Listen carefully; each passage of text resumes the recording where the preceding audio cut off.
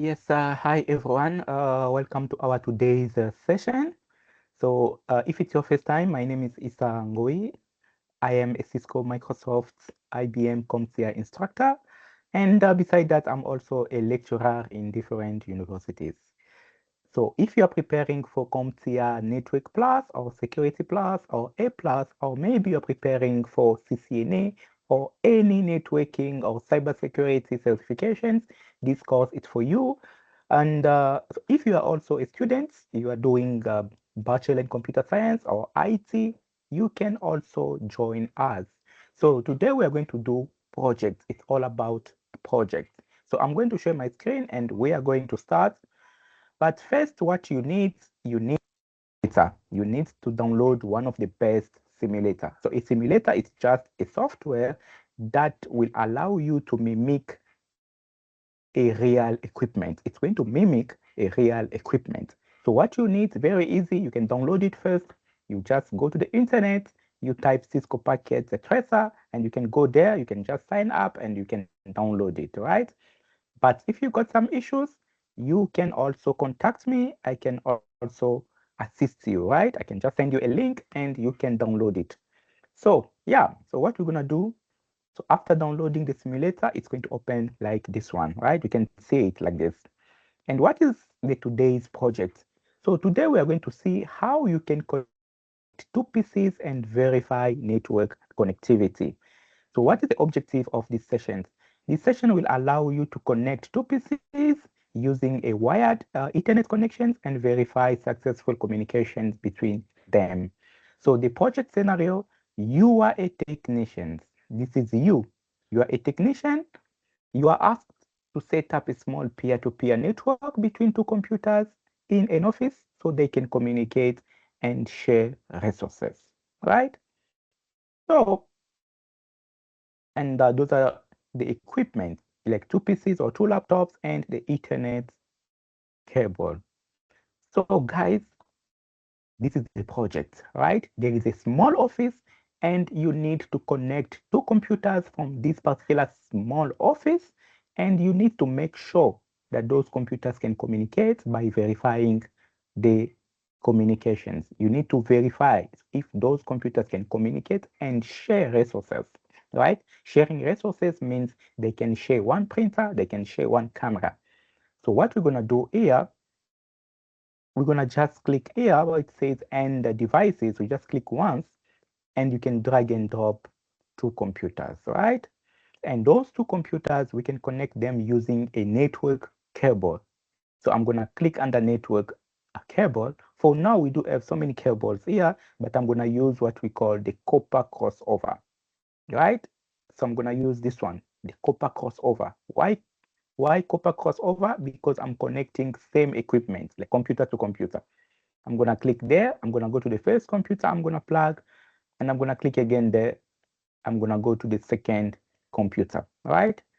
So guys, you need only two computers. Okay, let's say those two computers are there. Now you need to take the Ethernet cable, but that cable is going to be a crossover. Don't worry for now the difference. So it's the Ethernet cable. You can just go to the internet. I can show you what we call the Ethernet cable, right? So this is what we call the Ethernet cable. You can see it here, right? Very easy to understand, right? So you just buy that particular cable, you go to the first computer, you plug, and you go to the second computer, you plug. From the computer side, where are you plugging? You are plugging from the NIC card, from the network interface card, right? This is where you are plugging. You understand? This is where you guys you are going to plug here. Like on this particular port, your computer's got this network interface card. So you plug your Ethernet cable here, right? So now what we're gonna do, we need now to assign specific numbers to each computer. Remember, we wanna create a network. So a network, it's like a family. Like inside your family, every child must have a unique name so that we can avoid confusions, right? So now we're gonna go to this computer, the first one. I'm gonna give a specific or unique name or unique number And that number, we call it an IP address. Don't worry for now, just type what I'm typing, 192.168.1.2, and you must click under subnet. Every IP goes together with a subnet mask. Don't worry for now. Now we're gonna go to the computer 2 also. We click on top, we go to IP. We're gonna take same IP, but I'm gonna change the last digits, 192.168.1.3 this time, and I'm gonna click under subnet. So guys, you plug your cable. You need to give each computer a specific number, a unique number. That unique number, we call it an IP address. That unique number will allow you to identify uniquely computers or devices in your network. Like in your family, like every child got her or his own name so that you can identify your child. You cannot give two children the same name. You're going to create a confusion. The same as with computers also, or devices in your network. Same IPs will create a confusion. Like every computer requires a unique number that we call an IP address. Now, when you are done, you need to make sure they can communicate. How to make sure those two computers can communicate? We need to verify the connectivity. And for us to verify the connectivity, we do have a small computer program or protocol or software or tool that allows us to test the connectivity. That small computer program, we call it a ping command. It's a ping command, right? So you need to go to every, like this one, I can go here. I can go to a command prompt. You must start by the command. It's ping, following by what? By the IP address of the destination computer, 192.168.1.3. So this is the destination PC. Now I'm gonna press enter, right? So what's happening here? You must be able to interpret what you see on your screen, right? So you try to send a message to this computer, to the second computer. This is the size of your message. It was 32 bytes, right? And your PC replied 4 times. You see the first reply, the second reply, the third reply, and the fourth reply. Means you sent 4 messages to the second PC, and the second PC replied. And this is the size of your message, and this is the time. It's 2 milliseconds, the time it took to go and come back. And this one is the TTL. It's like after how many seconds this message will be deleted from the network. But don't worry about this for now. For now, just understand that I sent a message to this computer. The size of my message was 32 bytes. And I sent 4 messages. That way there are 4 repliers. So the second message replied 4 times. And this is the size of the message. It's like 32. And this is the time it took to my message to go and come back. It's 2 milliseconds. And the most important information is here. How many packets did I send? 4 packets or 4 messages. I received 4 messages, and the loss is 0, means the connectivity is correct, right? So guys, this is how to test the connectivity between your devices in your network. So the ping comment is just a comment that allows you to test the connectivity or to find mistakes or to find errors, right? So now it's not only about verifying the connectivity, right? Sometimes you as a technician also, right?